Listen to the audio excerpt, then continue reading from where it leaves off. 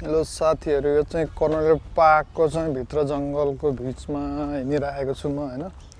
खतरा जङ्गल छ, सर भ्यू पनि हैन।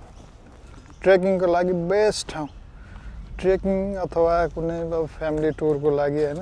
नेपालबाट आउनेहरूलाई त अब जङ्गलको बिच खासै मन पर्दैन, जतासुकै जङ्गलै जङ्गल भएको ठाउँ।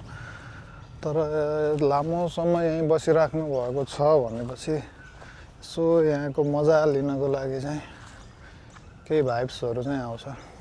आनन्द ठाउँ छ, रमाइलो छ।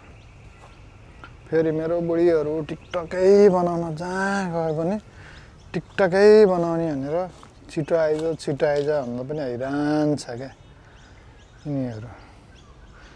एकजनाले फेरि जुत्ता लगाएर आऊ भन्दा नमानेर यो चप्पल काटेर हातमा साँतेर चप्पलले चाहिँ खुट्टामा भएछ क्या, फोपरा उठेर अनि चप्पल समातेर हिँडिन्छन्। यस्तो छ बिजोग। त्यही भएर कहिलेकाहीँ घुम्न जाँदाखेरि म के भन्छु भनेपछि सर र चाहिँ एकदम कम्फर्टेबल जुत्ता अथवा चप्पल त लाउँदै नलाउनुहोस् घुम्न जाने बेलामा हैन। जुत्ता लगाउनुहोस्, स्पोर्ट जुत्ता लगाउनुहोस् हैन। त्यसपछि घुम्न मजा हुन्छ क्या। यस्तो हातमा चप्पल साँतेर घुमेर नि कहाँ घुम्न आएको छ, हातमा चप्पल साँतेर यस्तो जुत्ता लाउनु पर्छ।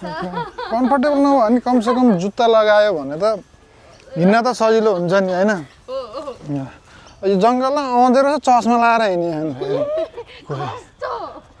त्यही चस्मा नि कस्तो भने कालो क्या, केही नदेख्ने। हरियो भन्दा नि चस्मा भनेको पोलराइज हुन्छ के हुन्छ।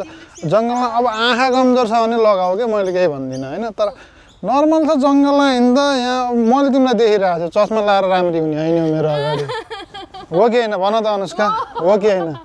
चस्मा लगाएको छ,